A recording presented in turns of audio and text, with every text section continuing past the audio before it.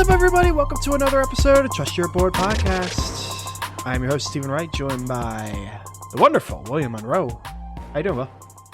Steve, doing pretty good over here, buddy. Couple hours away from my birthday. Going to be going into my redshirt 30 year. I'm not counting the last year because of COVID, so I'm counting this as my redshirt 30 year coming in. There you go.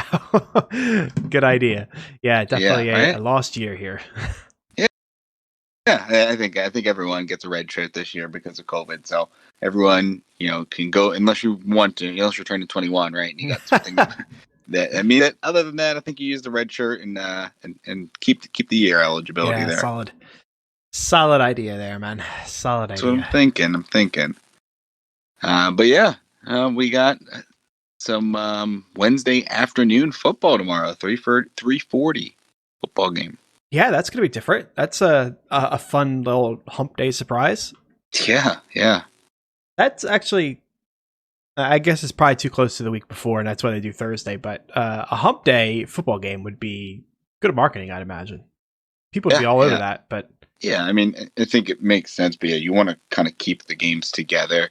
Or maybe if you did like a Wednesday, it's two teams coming off of their bye or something. So like you'd have to have it like that. Yeah, it makes it tough. I'm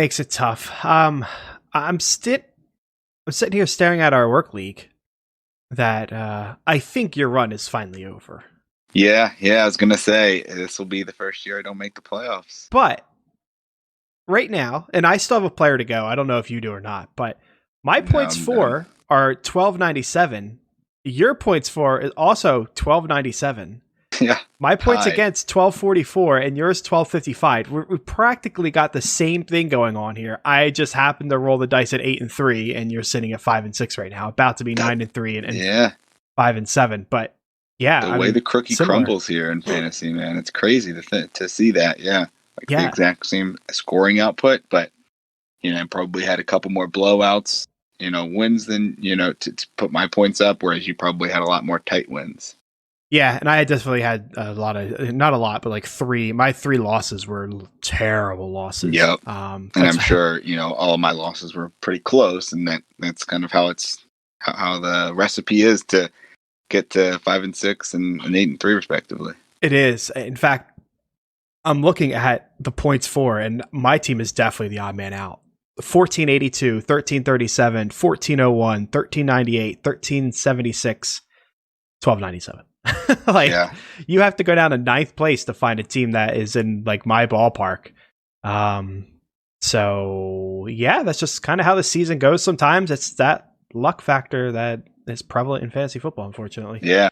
And I'm looking here. It looks like I don't know if you were watching it intently, but the number 1 seed and 4 seed were playing each other, and it came down to last night, and it looks like Catch, our 1 seed, is going to win by 1.5. Yes, I was watching, and I was excited to watch him go. Yeah. 0-3. He would have lost 3 in a row, and he was definitely projected to lose before last night. But DK Metcalf came through. That'll do it. Big way for Russell him, and DK, I think, and his opponent had Miles Sanders and Tyler Lockett. So yeah, it didn't work out very well.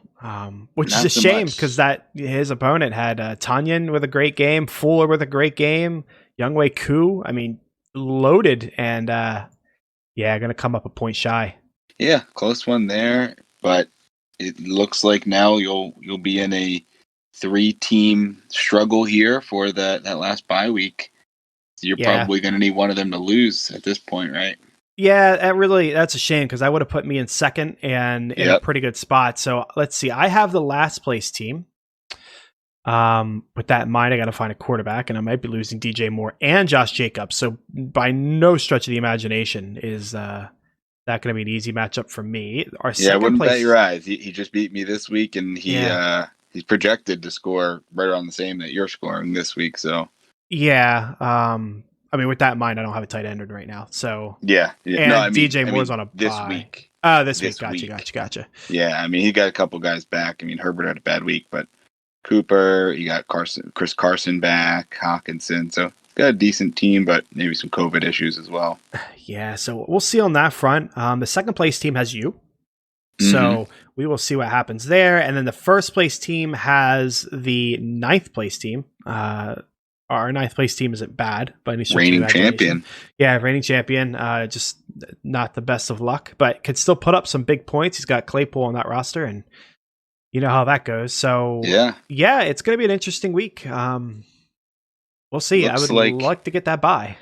Yeah, it looks like we may have a new champion, like a non-former champion for the fourth year in a row here, as three of the former, I won the first two, and then three separate champions the last three, and the four of us are not going to make the playoffs at this point, so it'll just be Jack who will be in the playoffs that has won the league before. Interesting. Very interesting. Yeah.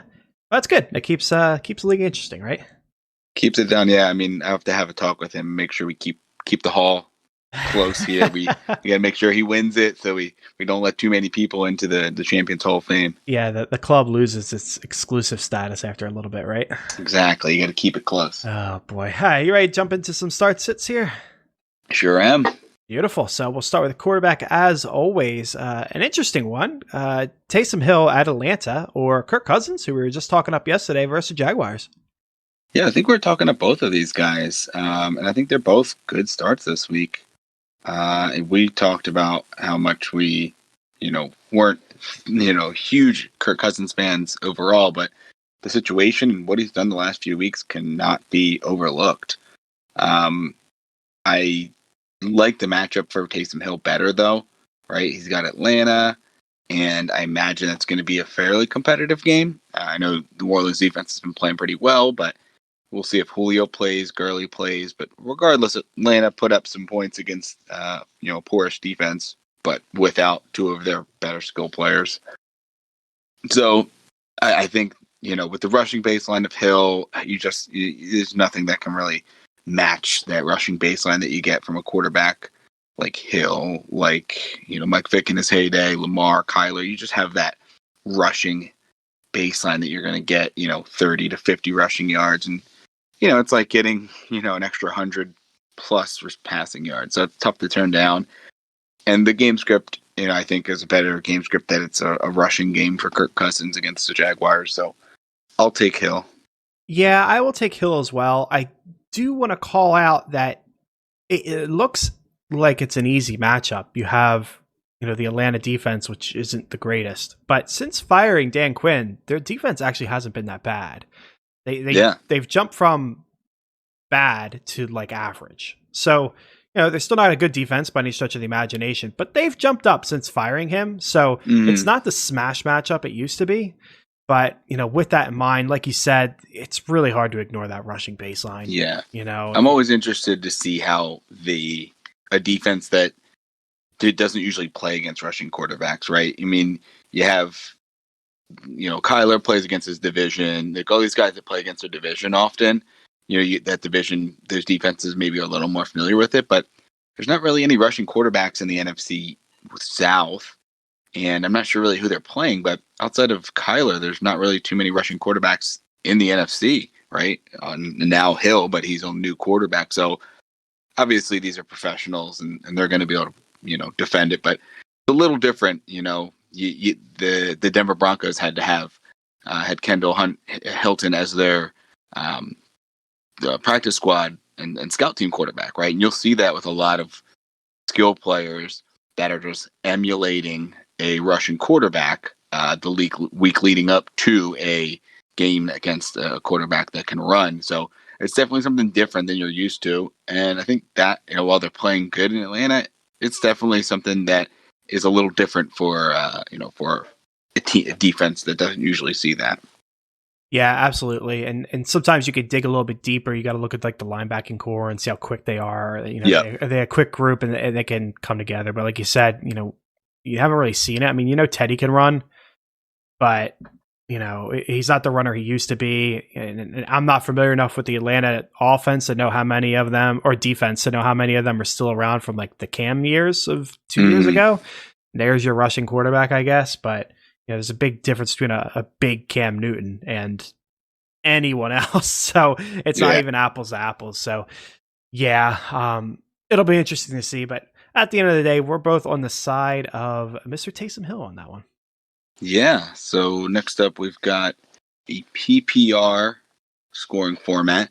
We're looking at two running backs here: Damian Harris at LA, the Chargers, and Gio at Miami. Yeah, this one's pretty easy for me. Damian Harris has looked pretty good. Like we said in yesterday's episode, Sony was back and saw absolutely no action, which is a great thing for Damian Harris. So I see no reason to really bench him. Gio's been fine, but that's just about it in my opinion. So it's pretty easily Harris here. I think Cam's not throwing very well, and when you have a situation like that, you need to run the offense through the running game. Yeah, I side with you there. I mean, there's an argument to be made if Burrow's healthy and the offense has been playing a little better, right? Maybe you get some more checkdowns to Gio, but he probably will get targeted a lot, being the backup quarterback in there. But I just don't imagine that offense moves the ball very much. I imagine he's going to have pretty minimal opportunity for scoring in the last 3 weeks. Even in a half-point PPR that we have, he was under 8 a game. So in full PPR, that's definitely where you're looking for Gio a little more, and it can fade Harris a bit with James White there. But even with all that working in his favor, it's Damian Harris here, especially as we alluded to in our last episode. It seems like it's a 2-horse race with James White and Harris to work that backfield. And as long as it stays that way, I think both of them are going to be very usable. Yeah, absolutely. Next one, another interesting one, a tale of two different kind of matchups here. We got a half-point PPR, Antonio Gibson versus Pittsburgh, or Raheem Mostert versus Buffalo. Yeah, I mean, on paper, right, these are two big names now, and one of those, going into the season, you think it's a smash Mostert play. Gibson has a very tough matchup, but he is just on fire right now, and I am staying in the flames with the player that's playing that well. I get that Pittsburgh's amazing. As defensively, they're shutting down everybody, but running backs in particular too. But I am not getting out of the flames there, especially is this Mostert's first game back, right? Or second game? I believe it's his second game. Did he play this week? I don't remember seeing much of a stat line. Maybe it was like a slower working him back in slowly. Yeah, let me double check, which is crazy because I watched that game, or at least a large chunk of it. Yeah, he played. He went 16 for 43 and a touchdown. Ugh, not the best stat line. Obviously, he got in the end zone. That's what matters. Yeah. 2.3 yards per attempt that this stat has. But yeah, 16 for 43. Not the best overall. But I'll still lean Gibson here. I'm going to go with the hot hand. He's been playing really well. Both of them are probably solid options. Most are RB2, maybe flex options, but Gibson's just been playing so well. I can't turn that down. Ah, boy, yeah, it's I struggle with it. On one side, I'm with you. I really want to stay in the flames and stick with Gibson, even in a tough matchup, but that is worrisome. The Washington offense isn't the best, and Pittsburgh's defense is obviously pretty elite. I think I would roll the dice and gamble and go with Mostert and just assume that he's going to get more and more work each and every week, and he could pop off another touchdown. I have no issue going with Gibson, kind of just calling my shot and saying it's going to be a bad week for him. And that's just, a gamble I'm willing to take, I guess. All right, next one here is a pretty big one. PPR, we're choosing one here, I believe. Got Dallas Goedert at Green Bay, Rager at Green Bay, Michael Gallup at Baltimore, Laviska Shenault at Minnesota, and MVS at home for the Eagles. Yeah, this is a tough one. I really don't want much of Gallup, given the offense and the matchup there. Shenault could be interesting against Minnesota, but I like some of the other options over him. Goddard has been scoring touchdowns. That can't be ignored. Rieger is always going to be a threat to score. Then there's MVS. So I think I give two answers here. I think if I need just like a regular game, a neutral situation, I'd go with Goddard. He's been pretty solid. I don't like flexing tight ends, but he's been solid. 2 touchdowns in a row, I believe. or 2 games in a row with a touchdown. So that's pretty snazzy. I would like that. But if I need upside in my game, something happens on Thursday and, I need a nice boom, I think I'd take my shot on MVS, catching a bomb or two against the Philly defense. And then, Rieger's probably a close third place. In an absolute vacuum, I'd probably just stick with Goddard. But I have no problem going with MVS if you do need that upside. What do you think? Yeah, my tune's changed here, man. I am out on all receiving options outside of Goddard and the running backs for the Eagles until they can prove otherwise. It just seems like the game plan they're working is like working in a rookie quarterback right now. They're not throwing it to the outside or it's not getting there. I mean, Goddard's getting a ton of volume and he's going to continue to get a ton of volume. But until I see otherwise, bench and Rager hanging on just for the hope. And I don't think you can play Fulgham anymore. There's really not much outside of Goddard and Sanders that you can play on this team. So Gallup doesn't do much for me. Laviska, neither. It does come down to MVS versus Goddard. And I'm going Goddard unless you need like elite upside, kind of as you mentioned. MVS obviously could go off against a defense that's playing better, but doesn't have really a cornerback 2, right? That's the issue. You got Darius Slay, and he's, didn't play great this week, but going up against what most people could say is the number 1 receiver going forward in the NFL, he's just a matchup nightmare. And I think that Darius Slay does match up better in this against a smaller receiver. Smaller compared to DK, which is just about everybody, but smaller compared to him. So I imagine that MVS may get some extra looks that way, but I'll take the target volume of Goddard here. If you're starting Goddard at your flex, I mean, that means you have to have like Kelsey, Waller, or Hawkinson. Like, there's nobody else I think I'm starting at tight end over Goddard right now with the volume he's getting. I mean, you could maybe argue like Hunter Henry. Yeah, but I mean, if you have one of those 3, I'm fine flexing Goddard because I would love to play any of the Kelsey, Waller, and Hawkinson as well as Goddard. So I think it's Goddard for me, unless, like you mentioned, you need a ton of upside because you're projected to lose by 30. And even so, like we mentioned, projections are just that, right? They're projections until you play the game. But yeah, I mean, I'll take Goddard. Fair enough. Next one doesn't look very competitive, but it's kind of interesting when you think about it. Kyler Murray versus the Rams. Kyler coming off a down week. Or Fitzmagic versus the Bengals. We're assuming Fitz is going to play. I think that's the common consensus. Tua hasn't been ruled out, but they're saying it could be multiple weeks. So assuming Fitz plays, Kyler or Fitz, who do you like? Yeah, I mean, I was looking at potentially having this in our work league, going into this last week to try to make a playoff push. It doesn't look like it's going to happen for me. I'm still trying to work on that consolation bracket as I don't know if we talk to the viewers, we do in our league, the playoff teams that don't make the play or the teams that don't make the playoffs play in their own tournament where the winner of that gets to choose where they draft the next year, their draft spot where everybody else is randomized. So still playing, right? Keeps everyone involved, but this week doesn't seem as dire for me. So, if I was still in the playoff race, man, I was like looking, is there any quarterback that I can start over Kyler? Because that Rams defense is vicious. But even still, there's just that rushing baseline that we talked about. Taysom Hill, he didn't run a ton and still had a decent game. It was subpar for him, but he's still finished decently. I can't sit Kyler Murray. I love Fitz, but I can't sit him for Fitz. Yeah, I'm probably in the same boat. I think if you need, kind of like the last question, if you need high upside, I probably would go with Fitz because I think given the Rams defense, you are capped a little bit with Kyler. Mm-hmm. But in an absolute vacuum, I'd go with Kyler. I am looking ahead, Will, given that I've been streaming the quarterback here.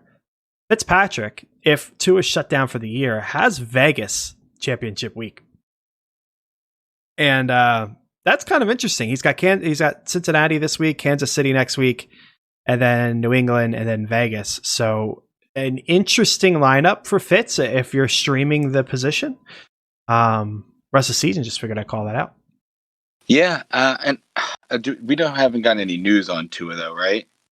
No, what I've seen is that he hasn't been put on IR. They haven't come out with anything official, but the expectations he's going to miss a few weeks. I think I read on Yahoo's little note thing that there's no guarantee he actually gets his job back if Fitz plays well. Which I guess would make sense. I'm not sure where they're at in the standings at this point, but you got the man, his experience, and sometimes it's a good way to learn to actually do the job and then sit and kind of watch it being done, kind of pick up a lot that way. So, you could take that approach and just ensure he doesn't get hurt for next year. Obviously, that's a pretty big deal.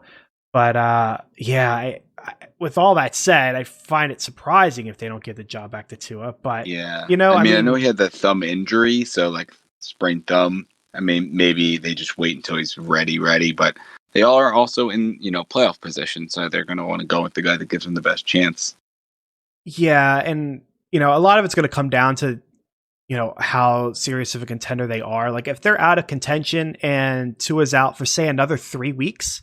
Are you really going to roll him back out there week 16 and 17 when there's nothing to play for? Right? Yeah. Exactly. So why bother? So that's probably, it's going to come down to the playoffs for a large chunk of that. But, if he's just a 2-week injury, maybe he comes back sooner. We'll have to see. Yeah. And they have a pretty, decent schedule. As you mentioned, Vegas week 16, but Cincinnati this week come up against Kansas City, but then New England, Vegas, Buffalo. So, you go 1-1 here. What are they? 6-5 right now?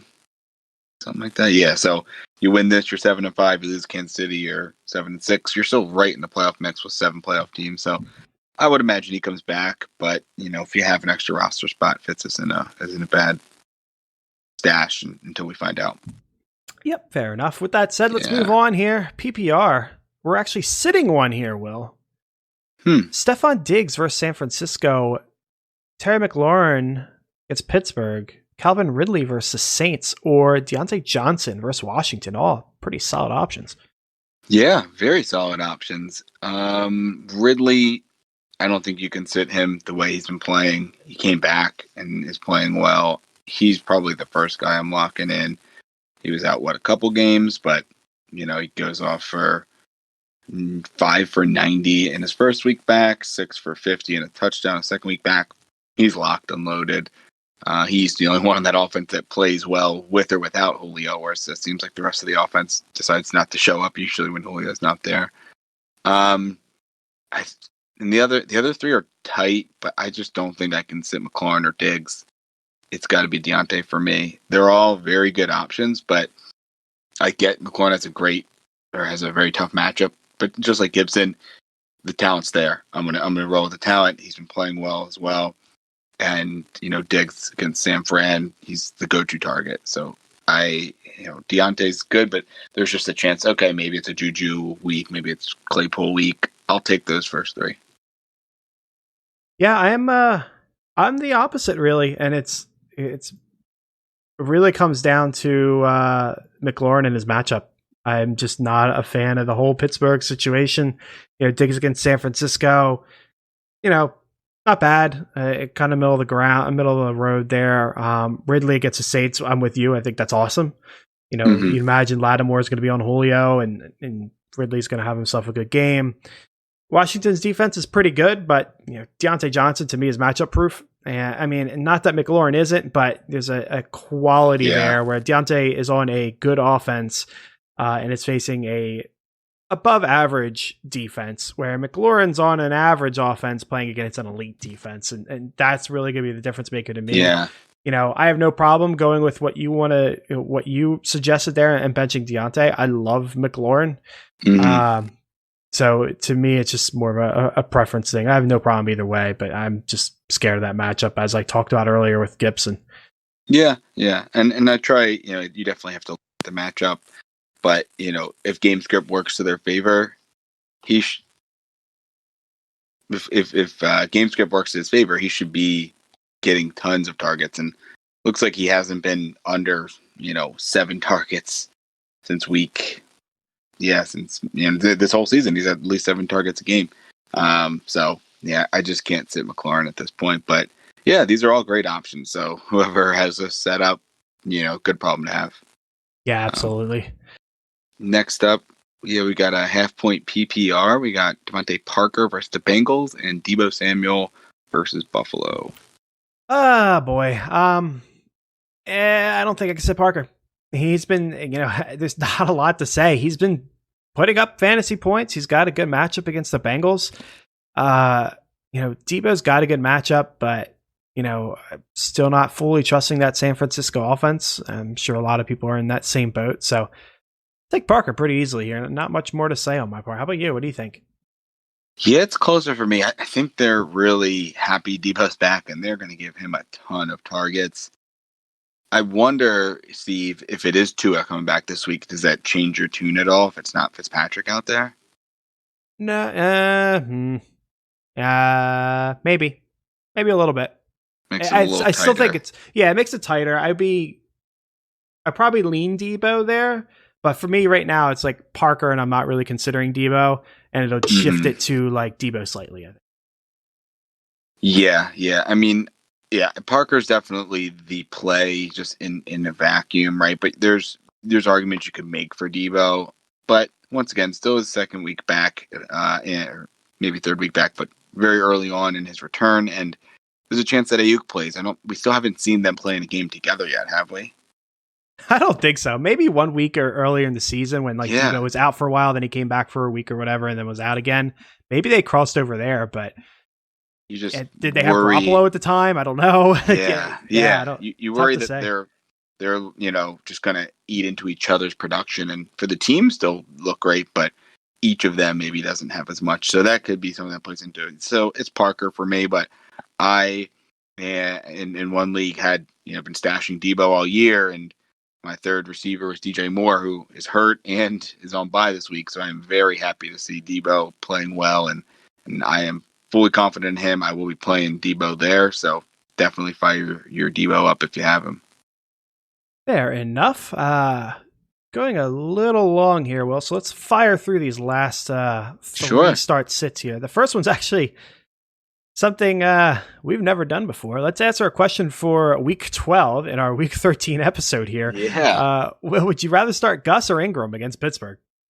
Neither, but if I'm picking one, I think it's Gus. I don't like either of these guys, but I guess I'll take Gus. He's probably been practicing more, and I guess the team probably hasn't been practicing much at all. But yeah, Gus for really no specific reason. I'm not a fan when all of them are playing. Yeah, I'm in the same boat. I do have a reason. I'll go with Gus, and it's touchdown upside. He's a guy that uses the goal line, so I hope he kind of sneaks in and that pulls you to victory. So yeah, I'm on Gus as well. Next one, PPR, Allen Robinson versus the Lions or AJ Brown versus the Browns. Two great receivers again as well. I'm not sitting AJ Brown. He's in my lineup. I can't believe you'd have to sit one of these two.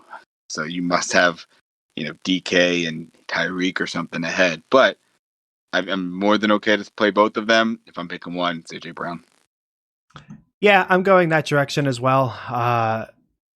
The problem is I really don't know why, because I feel like every argument I make for AJ Brown, I can make the same argument for A-Rob. I guess what it ultimately comes down to is a quarterback. I trust Tannehill a lot more than I trust Trubisky or Foles or whoever ends up being the quarterback there. It doesn't really matter. So yeah, I'll go with AJ Brown as well. Final question, quarterback, Derek Carr against the Jets. Big Ben, Buffalo. What do you want? I'm not playing Derek Carr after that game. He very well could come out and destroy the Jets. But, oh, man, that was, like you said, Atlanta's been playing better, but that was a juicy matchup. And I just did not want to see that. And as you mentioned with Deontay Johnson, they have a great matchup against Washington. I will play the guy that I trust just as a quarterback more in Big Ben. And he has, all the weapons there. Whereas this game could get out of hand early, 2 touchdowns early to the running backs, and Derek Carr doesn't have to throw very much. So I will take Big Ben. Yeah, I'll take Big Ben as well. If you're in a situation where you say, I need a lot of upside, and you think Carr has the most upside, I'm fine with that. I feel like you could probably make an argument either way, but if you see the upside with Carr, cool, because it is there. It's the Jets, but the floor isn't there either. So yeah, I will go with Big Ben as well there. Yeah, I am not okay with that. Like I said, I admit Carr could go off against the Jets, but I am not playing him. I don't want to touch him. Yeah, that's fair. Okay, so we're going to bust into some trade questions. Got 4 dynasty ones here for you. Starting off with a 10-team PPR, would you rather have Chris Godwin in the 2021 201 or Derrick Henry? I think I'll take Derrick Henry here. I know we typically like the younger assets, and the 201 is going to be a really good asset. Same with Godwin, but it's getting crowded there, and I don't think that Evans is going anywhere anytime soon. And while Brady's there, I imagine Brown and Gronk will be as well. And Derrick Henry's just playing unreal. I mean, maybe you only get another year or two of it, but he's just an Aldo, just 20 carries, and his playoff schedule is unreal too. So I'll take Derrick Henry here. Surprisingly, by a good bit. Yeah, it's really that for me too. I mean, part of it is that schedule. We talked about it. It was either last week or the week before. We talked about Derrick Henry and that league-winning schedule that he has here. Jacksonville, Detroit, Green Bay is in the playoffs. Yeah, that's amazing. We need to check our work league and see who has Derrick Henry. Yeah. Or I guess I need to check. Yeah, that's not not too much really for a me. will problem. Yeah. But I believe it's a first place team. Oh man. Okay. Well, at least he had him last year. Maybe not. Yep, he does have him. Okay, we'll figure that out. But so without that schedule, I kind of look and say, well, I can make a case for Godwin at 201, but I feel like you could get more at the end of the day, and you should get more. If you sell to a contender, given this end of the year schedule, given that he is a running back, in a 10-team league, yeah, I'm with you. I'll take Henry. Yep. Next up, 8-team PPR leagues, a little smaller. The 103 or Antonio Gibson. I think Gibson's worth it. That's crazy to say. I mean, in an 8-team league, the second round saw some really quality people in it. So, yeah, first round Gibson. Pick. Oh yeah, well, yeah. What I'm saying is because it's an 8-team. Who was the 110 this year? Oh yeah. Like a Burrow 109. Yeah, like a Burrow was going there in a lot of leagues, and he is suddenly in the second round in this kind of small league. So like, devalues picks a little bit. So I think I've seen enough from Gibson. And I I trust Rivera. I somewhat trust what they're doing in Washington. That's a terrifying thing to say, but here we are. So yeah, I'll take Gibson here. How about you? Yeah, I mean, I think I'll take him as well. I think you're going to get, if you redraft the rookie draft, Gibson's got to be top 5, maybe more, right? He's probably ahead of 8. Depending on your league, he's the 101. Some people would take him first, given JT, Dobbins, CH, they haven't performed. Yep. So some would definitely take him first. I think you can really only argue probably Clyde and Swift. So yeah, I mean, what you're getting with him is what it comes down to. We've seen him in the league do it. Whereas 103, there's some really great receivers out there. You got Travis Etienne, but it just, you don't know, right? You could see a guy come out like JT and not look great. So I'm going to take Gibson, but it's close. It's very good. 103 is great to have, but I'll take Gibson. Okay, next up, we got a PPR, Devontae Adams or DK Metcalf, which is interesting because we just got a trade offer of Hopkins for Metcalf, and we put that poll up, and Metcalf smashed in that poll as the winner. That was the side we were on and said we would like to keep Metcalf. So does Adams change your mind at all here? I think he's probably the closest you can get to a straight up trade for Metcalf at wide receiver. Maybe Tyreek, but yeah, Tyreek comes to mind. Yeah, I mean, boom bust more there, and probably has a longer shelf life with the quarterback. I mean, I guess Rodgers is maybe only slightly further ahead than year wise than Russell, but yeah, I'll take DK here. It's close. Both are elite receivers, have great quarterbacks, but I think Metcalf hasn't hit a ceiling yet, and Adams, maybe he hasn't hit a ceiling, maybe he's in a 3 or 4 year window where he is at his ceiling, but he's, going to continue to be this. DK can only get better, man. It's scary. Yeah, I'm with you. It's, Adams, Hopkins, Tyreek, they're all great. But yeah, I mean, Metcalf's younger. He's got the quarterback. His quarterback's not young. He's not old either. He's kind of in the middle there. So that's not a problem. I mean, that could, extend Russell's career, being able to play with, 5 years from now when Metcalf's 26, 27, 28, he's going to be in his prime, and Russell's still going to be able to play well because he's got that elite weapon. Yeah, and I don't even know, it's hard to craft a narrative. The team needs defense, so I can't see them drafting, quality wide receivers. Yeah, maybe. I mean, they need a running back more than a receiver, really. They do, and the only thing I can think of is maybe they trade and get a good tight end. Like maybe you go out and trade and get OJ Howard. And we know Russell Wilson likes his tight ends. And go get a Zach Ertz. Exactly. Steal some touchdowns away from Metcalf. That could hurt. But that's really the only narrative that I can really craft to take him down a notch. Yeah. I mean, I think it would take Tyreek is probably the only one that you talk about with Metcalf. Yep, absolutely. And finally, 12-team PPR, straight up DJ Moore or Allen Robinson. Yeah, I mean, this is fairly easy. I'm taking A-Rob. I like what we've seen with DJ Moore. Both of them don't have great wide receiver or quarterbacks going for him, but we've seen more out of A-Rob, and he doesn't have as much competition around him. So are you not worried about free agency?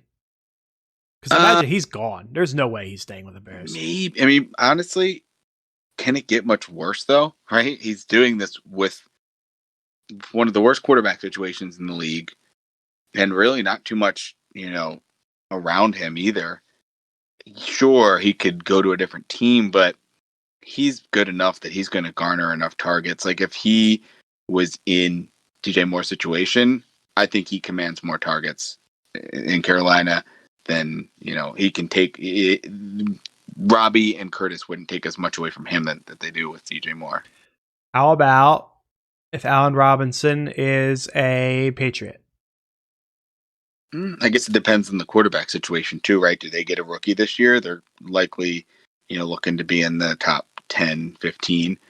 I could see Cam walking, them, signing a Fitzpatrick level quarterback and drafting a rookie, right? Maybe it's not Fitzpatrick, but that would be funny if he just goes to be a mentor for another rookie. And even then, I mean, it's, is that much worse than it is right now in Chicago? I love the Jets.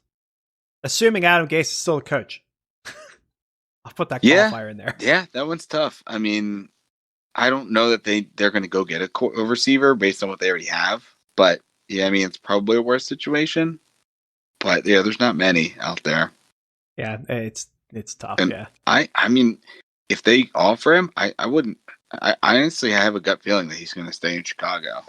The problem is, what is his motivation? Because he's not young anymore. Is he going out to get paid? In which case, he could be a Jet. Or is he going out to win a title? In which case, maybe he's not a one anymore. Maybe he is. Maybe he goes to Arizona and it's Hopkins Houston. And A-Rob. Or you can go to Houston. I mean, go to find a quarterback that needs a receiver. Yeah, you could be in a situation where he is the one on a team like Houston, where it's high powered and it's great. He's a one on a team with the Jets because he wants to get paid, or he's the two on a team because he wants to try to win a Super Bowl. Yeah. What if it's Metcalf and Allen Robinson? Yeah. Oh no. So I guess in situations like that, it'd be kind of worrisome, but it's not like DJ Moore's the clear one. He's in the same kind of situation. So I think I'm with you. I'll take the shot on A-Rob and see where he ends up. Wonderful. So that's going to close out the episode here today, folks. Tune in next week for the waivers and start sits for week 14 coming to the end of the season here. And until then, trust your board.